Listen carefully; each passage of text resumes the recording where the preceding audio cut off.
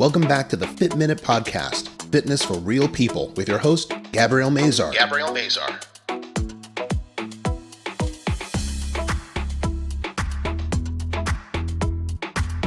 On today's episode, Gabrielle and her guest, Rita Ziman, discuss the ups and downs of weight loss and weight loss surgery, as well as how to have long-term success.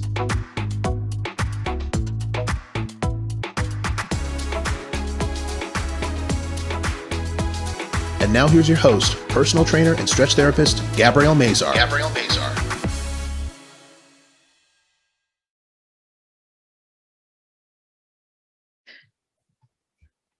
right.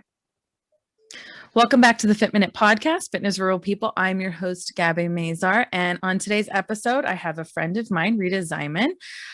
She has battled weight her most of her life. And I wanted to have her on because we're going to talk about weight loss surgery. We're going to talk about losing weight, gaining weight, and all of the things about that. So welcome, Rita. Thank you, Gabby. Yeah, thanks for coming on. So I want you to start by telling me a little bit about yourself, telling me a little bit about your past and just your past with weight and food and diet and exercise and all of that. Oh gosh, that'll probably take a whole show. I've always, like many women, worried about my weight for as long as I can remember. I mean, I remember trying to diet in elementary school and being proud of myself in like second grade that I didn't take a donut that was brought into class because I was worried about my weight. So I don't think it's something I've ever not been thinking about or dealing with. And I remember always feeling fat in high school. I remember in high school, even though looking back, I was a healthy weight. Looking at the pictures, I was like, dang, why didn't I appreciate my body back then? But I remember some girls calling me a buffalo. And when I was in high school, when I was a freshman, I had a few girls who would call me buffalo. So that was fun. And, I think my real out of control weight gain really started happening shortly after I left college. And I dropped out of college the first time to get married. It started after that, being married so young. I got married at 18 and, not really having the ability to cook, being unhappy in my marriage. We ate out all the time. I basically worked and ate is what I did.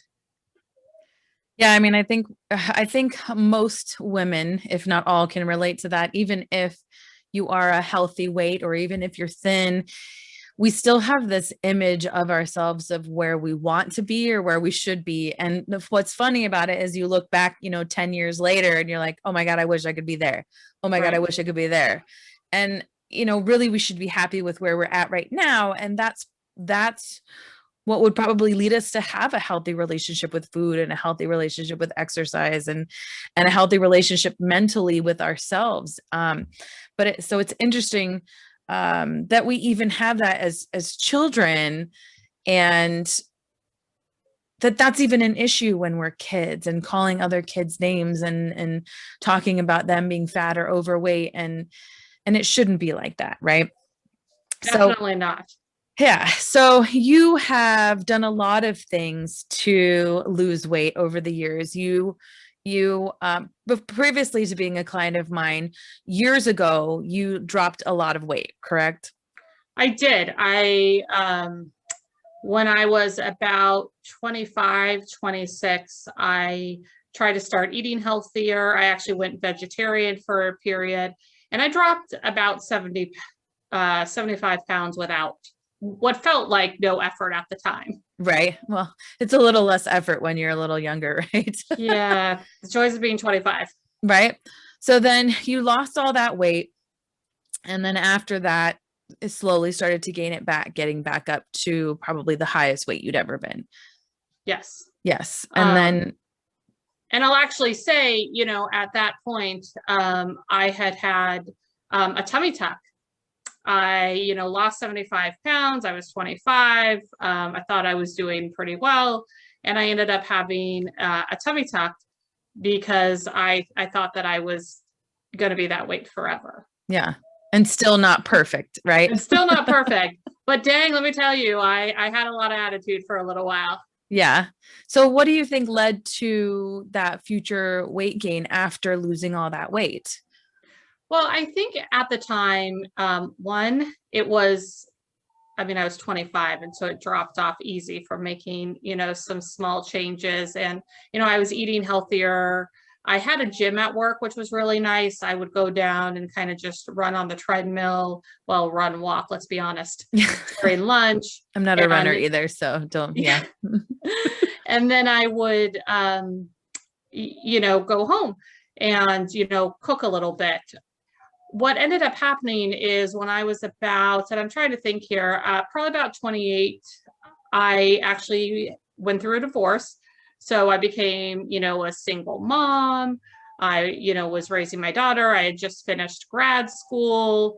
I was trying to figure it out. And even though in retrospect, and some at the time, the divorce was the right decision for me, it was still like a death. And there was still a lot that I had to process. Loss and grief and Mhm. change and all of those things. Yeah. And I just started eating.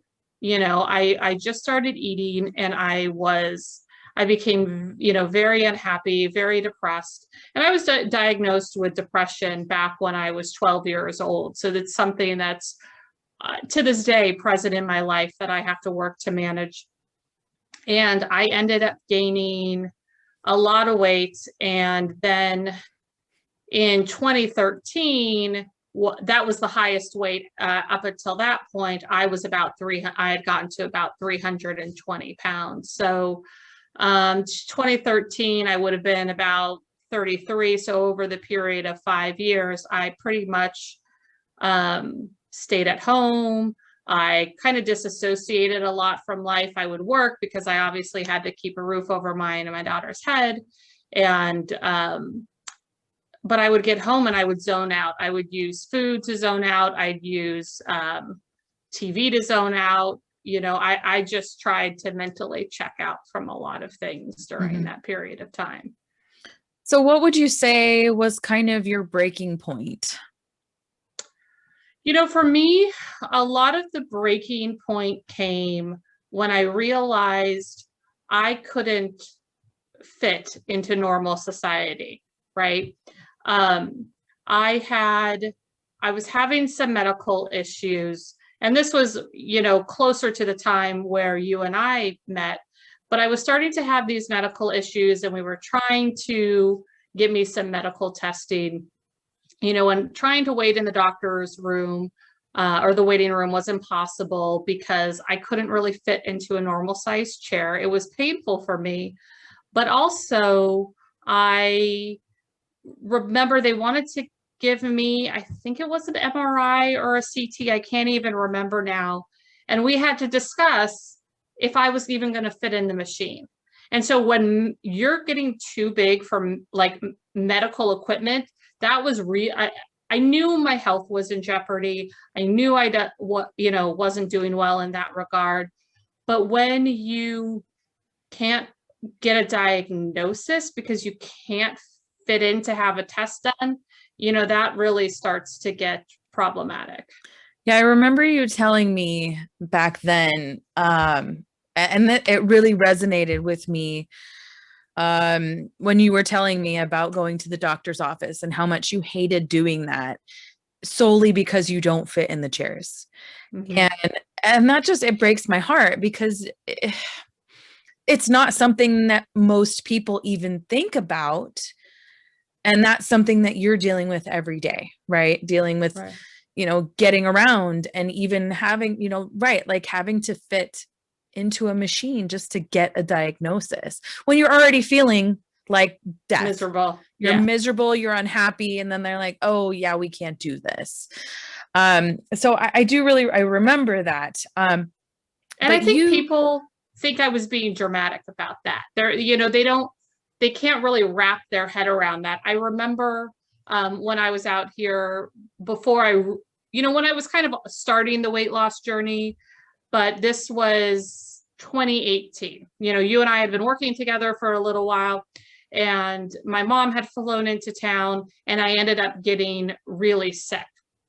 And she took me to the doctor, and I checked in, and she had found us 2 chairs right next to each other, and she motioned me to sit next to her, and I picked another chair. This doctor's office, I still to this day has 2 sets of chairs, like normal chairs and wider chairs. So I had gone to the wider chair, and she kind of gave me this look like, why aren't you sitting next to me? And I'm like, Mom, I can't fit into the chair.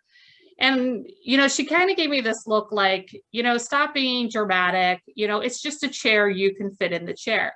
So I moved to the chair next to her, and I pointed, I'm like, look at this, Mom. And she could then see the sides of the chair digging in, to my waist, or, whatever is right there. And the look on her face when, she really had that light bulb moment of, oh my gosh, that epiphany. Yeah. She wasn't being dramatic. This is a real thing for her.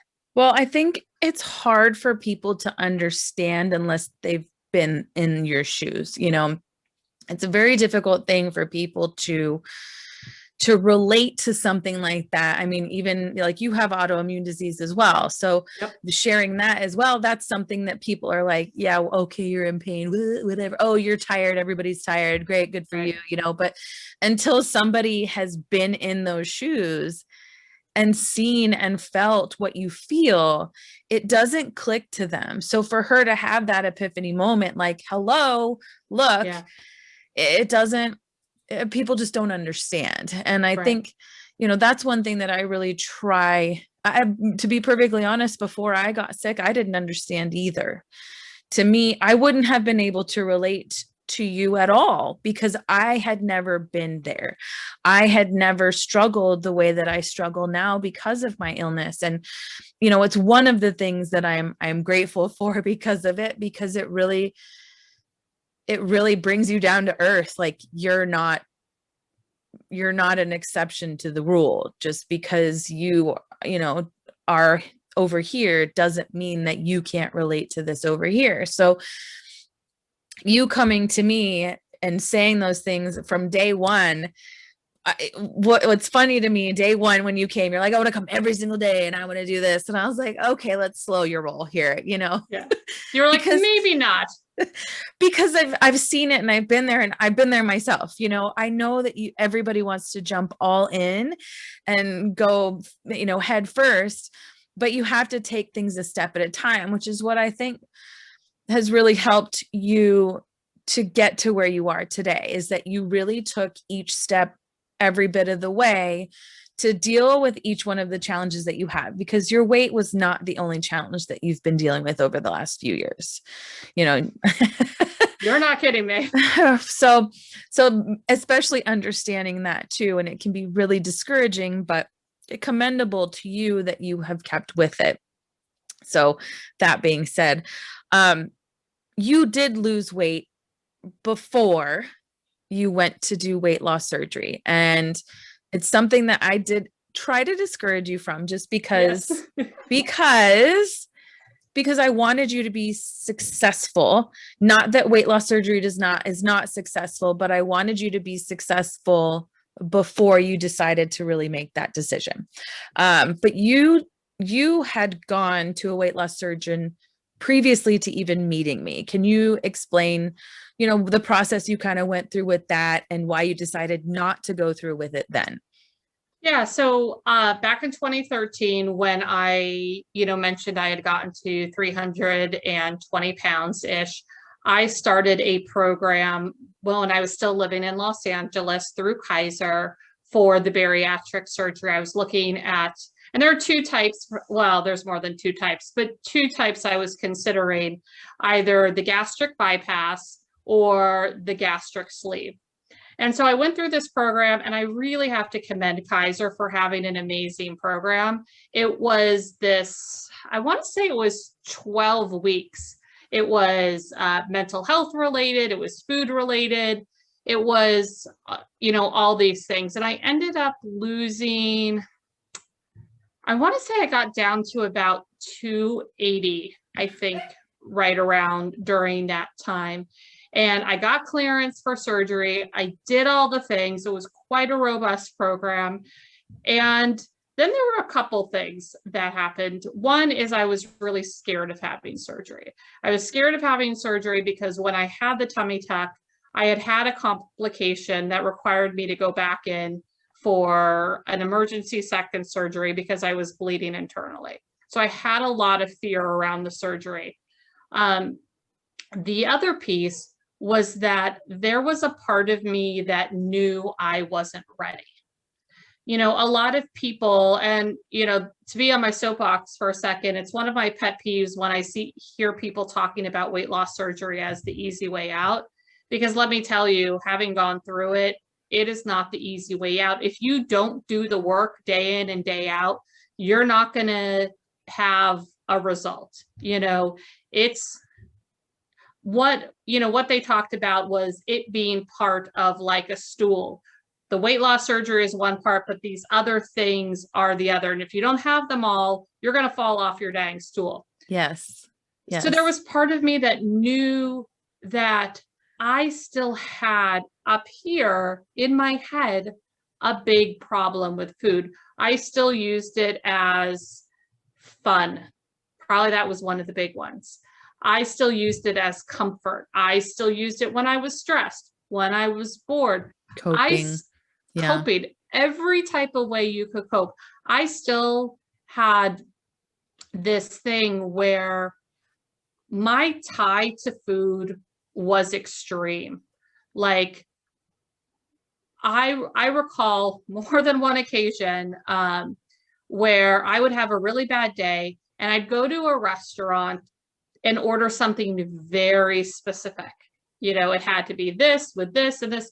And if they messed up one thing, it completely ruined it. And I would get into this emotional state that was ridiculous. I would get mad and sad, and I wouldn't eat the food because it wasn't perfect and it wasn't going to mentally fix whatever was in my head. I knew that on some level that I wasn't ready. And so I elected to not have it at that time. I jokingly say I chickened out, you know, and it was part of it, but it was also knowing it wasn't the right time for me. You know, I remember when you first came to me, I actually remember some of these things. I remember, you know, I may not have specifically said it to you, but I do remember you and the way you talked about food and the way you would, but you recognized it. And you recognized, like, I did this weekend and I know that I shouldn't have, but this is what I wanted. And it didn't have the reaction and the satisfaction that I wanted. And when you first started, because we lost, I think we were down, another 40 pounds, 45 pounds, maybe before something around there. But I had gained weight after 2013 and before I saw you. Yes. But you had gained you'd gained weight back, but so we were back down probably to that 320. I think when I started with you, I was like 350. Okay. Or so. I think we got down to like 320-ish before we started having that conversation again about weight loss surgery. At that time, I worried. You were very consistent and you were on the right track. So I knew that there was potential for success for you because you were ready at that point. You were ready to make a change. You'd had all of these things come at you with surgeries and illnesses and whatever you were dealing with. But you kept going. And you were still there. And I do remember having this conversation with you. And one of the things that I wanted, you know, I was very adamant about with you, and I know that you were too, was going to seek help first and going to find a therapist. And that is something that you did do. Mm-hmm. Can you talk a little bit about that and kind of what that has helped helped you with? Yeah, I found a great therapist here in Arizona, and because I was, still struggling with, a lot of things from when I was a childhood, things with work, being, moving to a new state where I didn't know anyone and trying to build out a team here at work. So I did find a therapist, and I was going to her weekly for, gosh, months, just trying to uncover what was holding me back and trying to get my head right with food. And at the same time, I also started talking to essentially a weight loss coach, somebody who I had found who had lost a lot of weight herself, and, to really help me. And what she helped me, so I have the therapist who was helping me with mental health in general, helping me with my coping skills, helping me build strategies for when I wasn't feeling great. And then I also ended up having this weight loss coach for a period of time who was helping me to break weight loss down into habits, and, doing things so concretely as, I find I want to have a snack at this time. Okay, well, what can we do at this time? So, you don't need the snack, right? And just finding little tactics to help with. And so those two things together help me slowly step away from that need for food, because I had to start building my life to what I wanted it to be in order to, lose the weight and let go of that as a coping tool too. I want to touch on something you just said. Mm-hmm. Slowly. Slowly. Okay. Slowly. Because I think that we as human beings want something to happen now. And I think that one of the biggest keys to your success was exactly that. Slowly. Taking it step by step, hiring a coach, hiring a therapist, going through this process, going through the training, going through the exercise, and slowly taking taking the steps to make the changes to get to where you want to be. Right. Right. So after you saw a therapist, you started seeing the coach, then you decided to go see someone about the weight loss surgery. Yep. And tell me a little bit about that process. And it was different than the Kaiser process. It was. So tell me a little bit more about that. So this one was different. I don't want to speak ill of it. I didn't feel in retrospect it was as robust as the Kaiser one. I felt we were more on our own. So I was very grateful that I had had such a robust program prior, because prior they talked to us about the potential pitfalls. Transfer of addiction is very common in weight loss surgery patients. I think that was alcoholism and drug abuse. Mm-hmm. Yeah. Mm-hmm. Because instead of dealing with what's causing them to eat, they stop having food, and so they find something else. So I didn't want that. That was a scary thing to me. But so it was a program where I had to go and get weighed monthly for my insurance.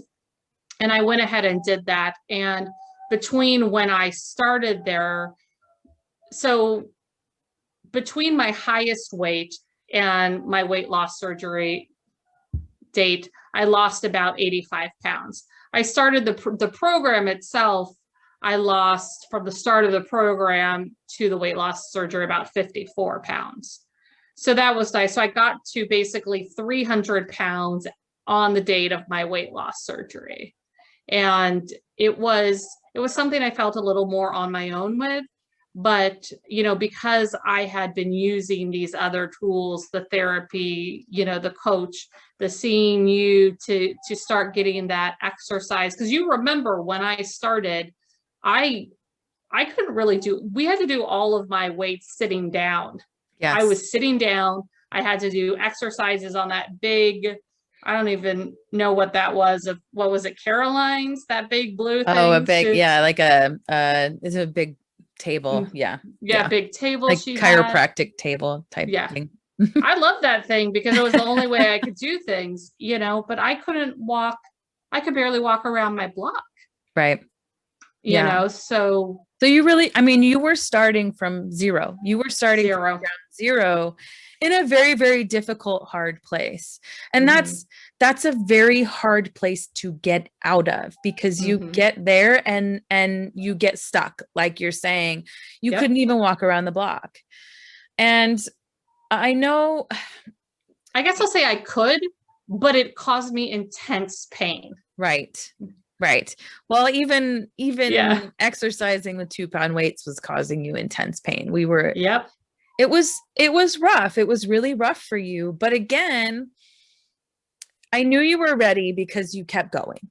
Right. And I just, for me, I wanted you to be a success story for yourself. And I knew taking that step to do therapy, I knew taking that step to see a weight loss coach.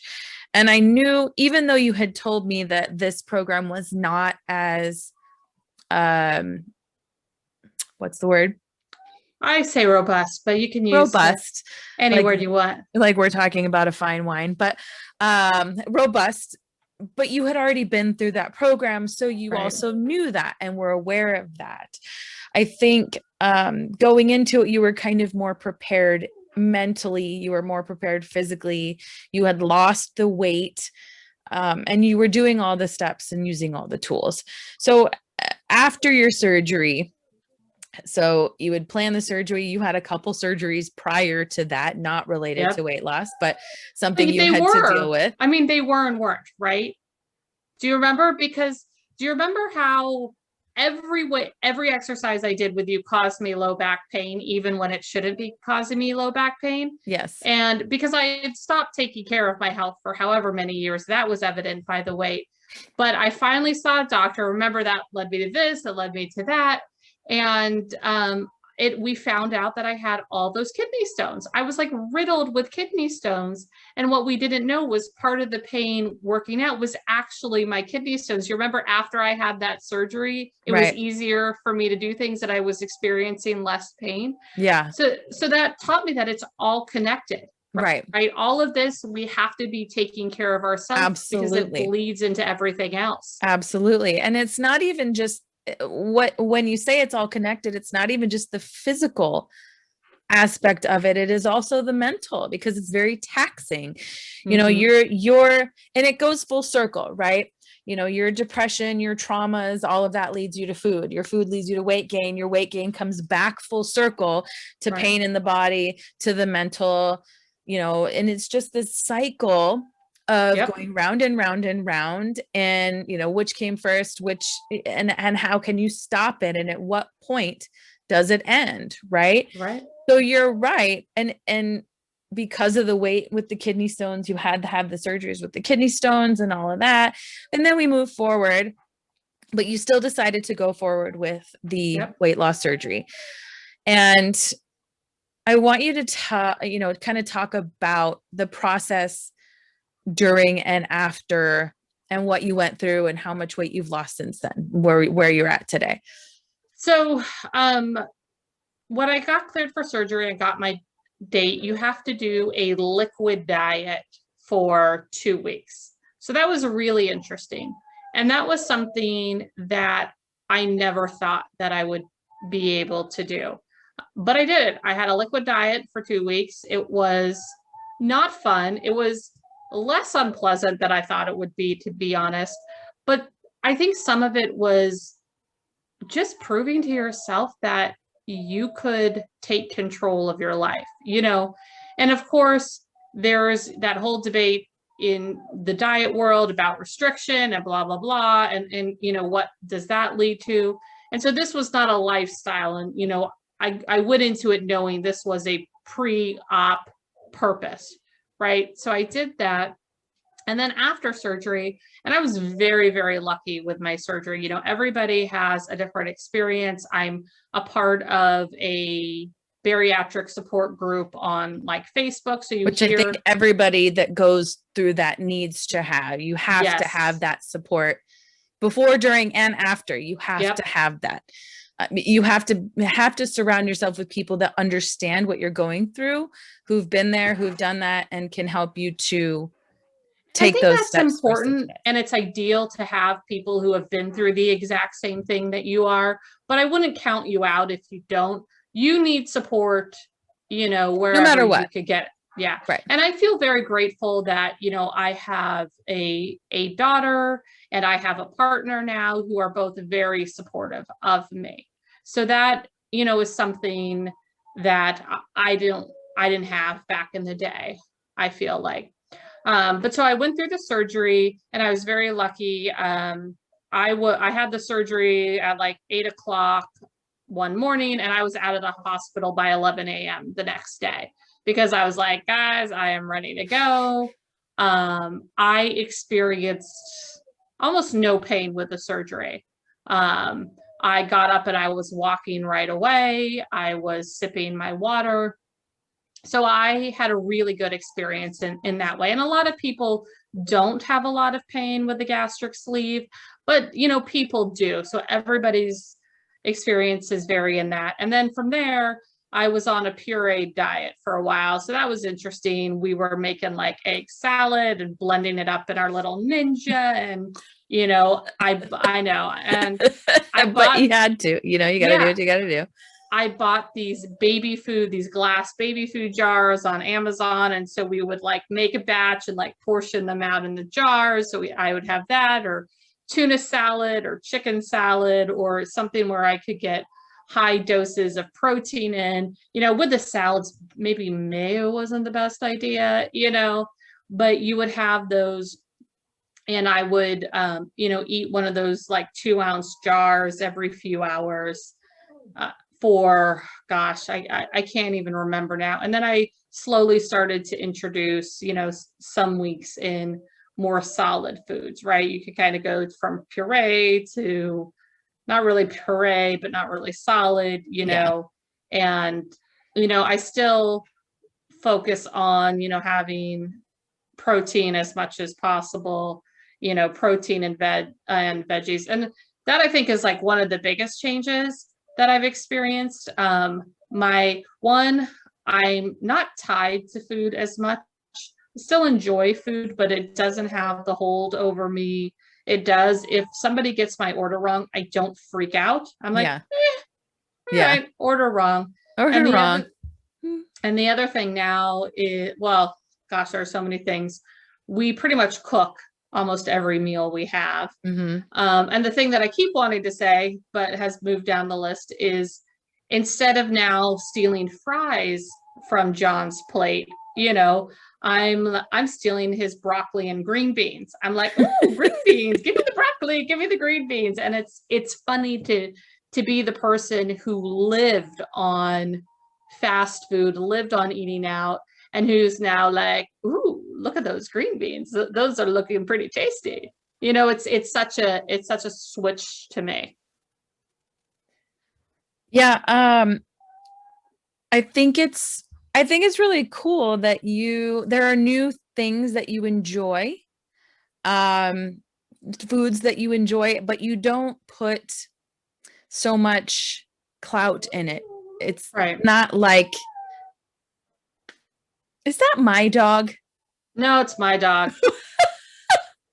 my Chihuahua, who is locked out of the office.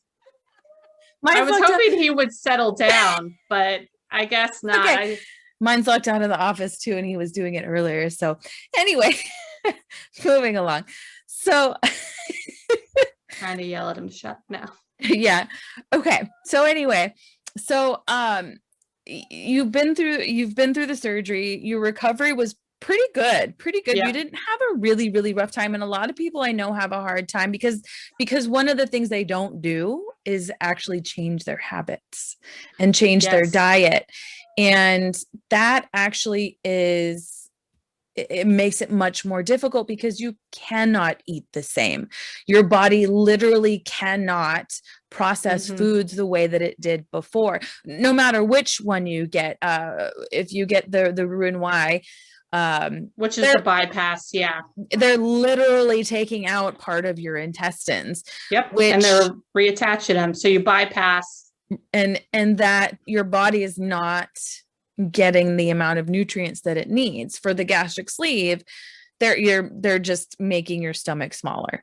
Correct. So you can't eat as much. And I think people try to eat the same amount as they were previously, and then it makes them sick.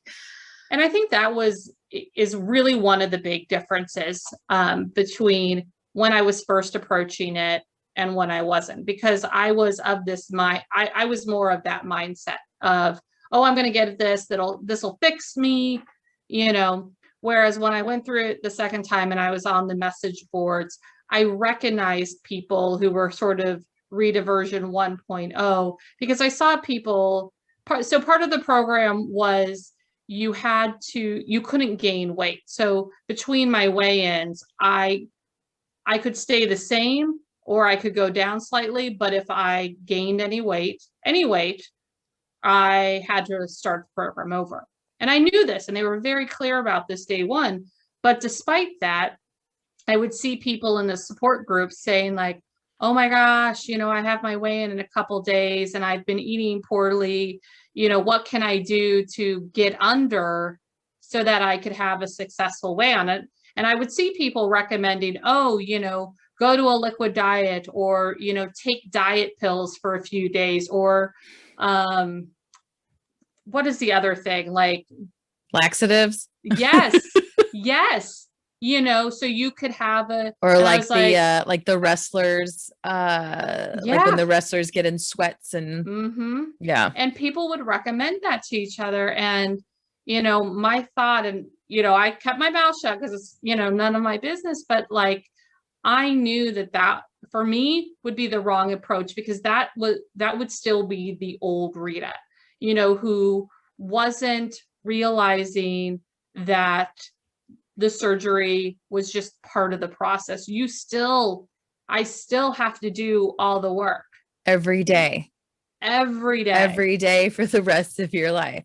And that doesn't mean that I'm going to eat perfectly. Like, no, hello, I just ordered Girl Scout cookies and went through a box in like a day and a half. But that is so unusual for me at this point. You know, it's not something that consumes you either. Correct. It's not something, oh my God, I ate this, now I have to do this. It's okay, I had Girl Scout cookies, so what? Yeah. You just go back to your normal. You go back to the way you eat normal. Your new normal. Exactly. And that's something that I think that is my biggest worry when people consider the weight loss surgery, that you're looking at it as a quick fix and the easy way out, which it's not. That you're looking at it to lose weight quickly, but then you're not mentally ready to change the things that you need to change, and you're not physically ready to do the things that you need to do to keep it off forever. Because the goal is to lose the weight so that you're kind of at this baseline of where you want to be, up, you know, up or down. You're staying here because your weight will always fluctuate. It's never going to be exactly the same. I mean, if you have to take a poop, you're going to be a little bit heavier. You know, if you drink a lot of water, you're going to be a little bit heavier. There's going to be days when you eat a lot of sodium, or you eat cookies, or whatever it is. And not being so focused on that number every single day, but knowing that this is how I have to eat. This is how I have to exercise. This is how forever, and changing that lifestyle, that entire lifestyle. Right. And it's interesting you say not be focused on that number. So I used to, you know, back in the day, do the Weight Watchers thing, and I would weigh in, and it wasn't Weight Watchers. That was just what I was doing, but I would weigh in once a week. And there was this huge emphasis on whether I was up or down on the scale.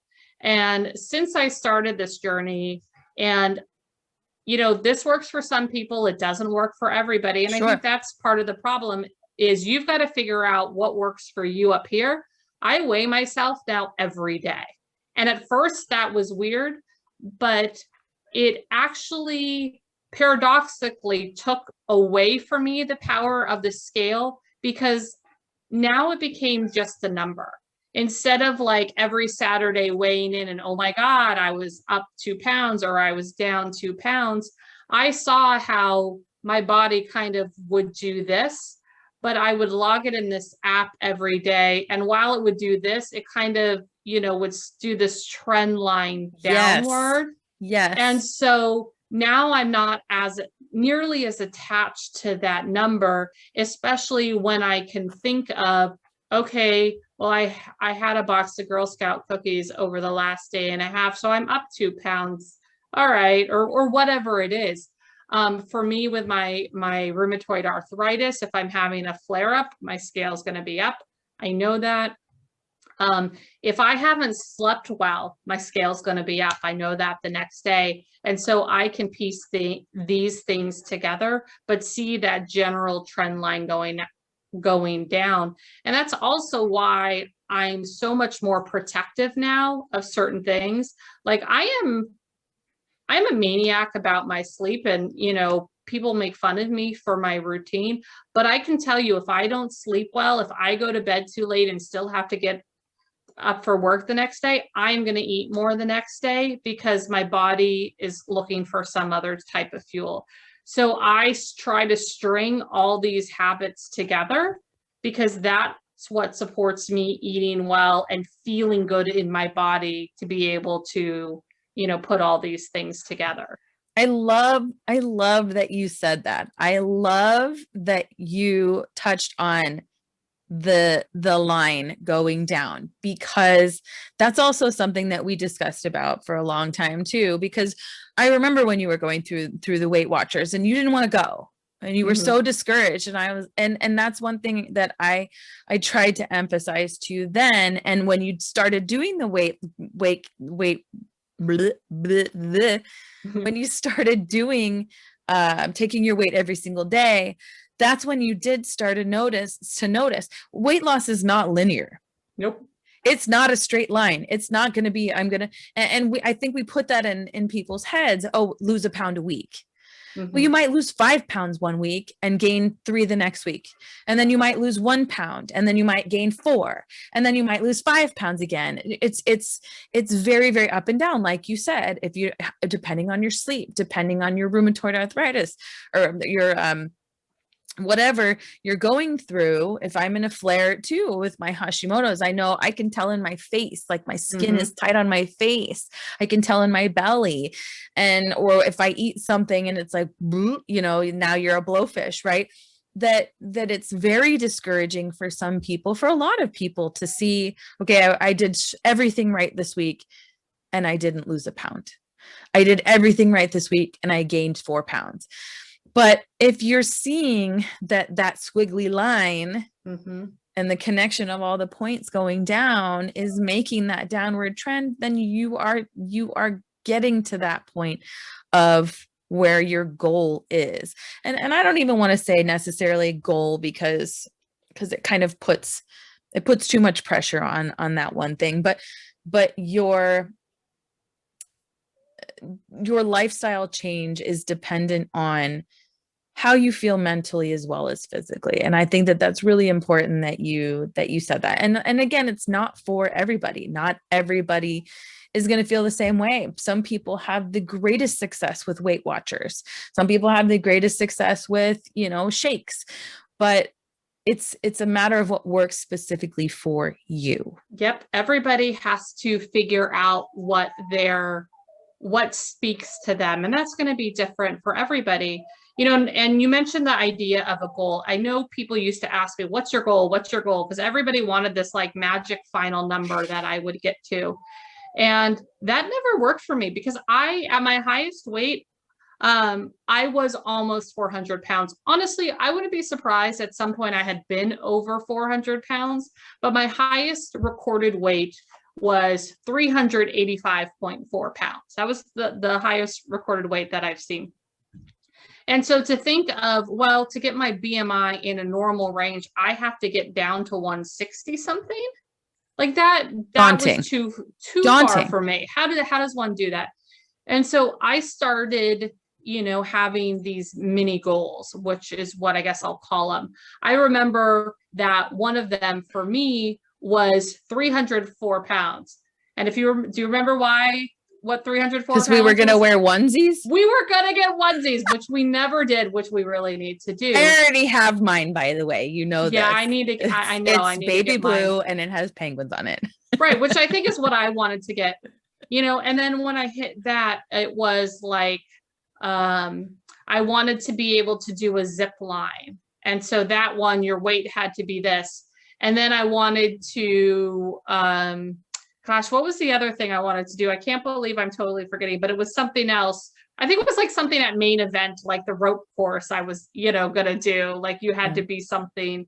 And then it was, I just, for whatever reason, wanted to weigh less than John because that wasn't, another, good goal. And then I wanted to get under 200 pounds, and so I had these goals that I could reach toward that weren't so far off. And for me, that was important because I could focus and I could accomplish that thing and have a little celebration at that time.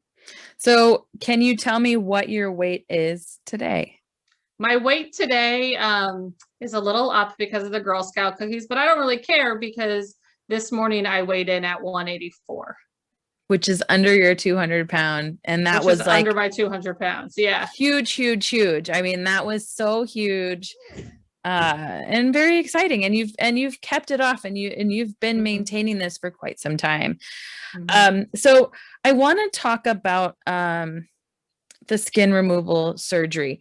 I know that you've considered it or scheduled it. What made you decide to actually go through with that? Because that's something that you do on your own expense. I mean, all of this is on your own expense. This is not, none of this is covered by insurance. So what made you decide that that was something that you wanted to pursue?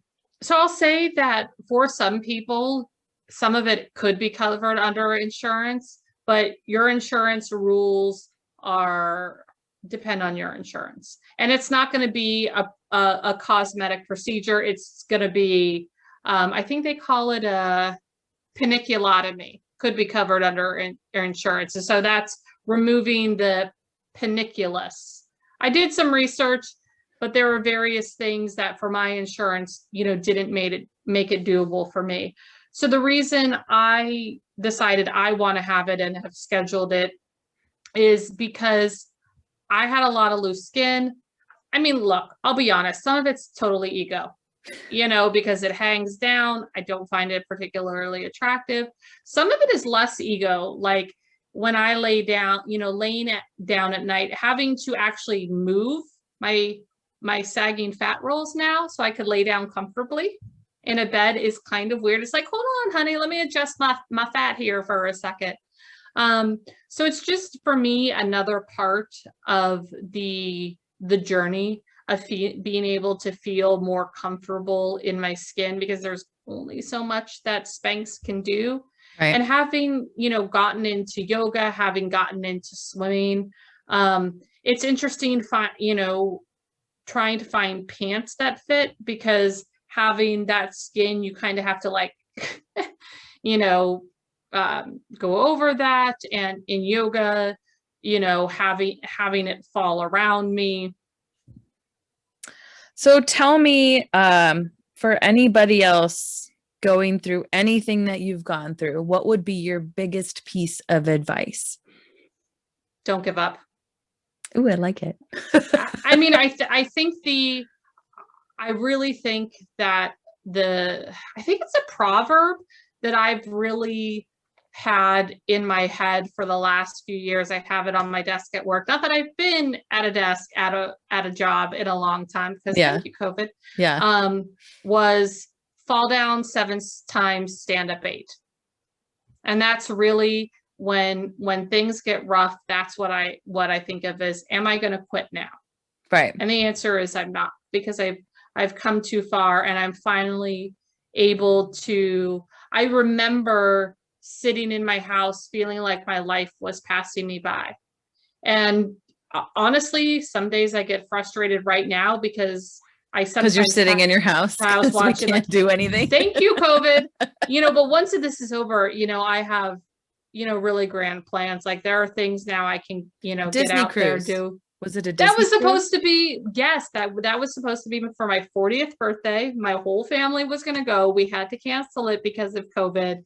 But we will end up doing that. But for me, it's about not giving up, and it's finding what works for you and what you can reasonably live with. I am never going to be a Sports Illustrated swimsuit model. I am never going to be 120 pounds, and I'm okay with that. I need to find and live the life that works for me, Right.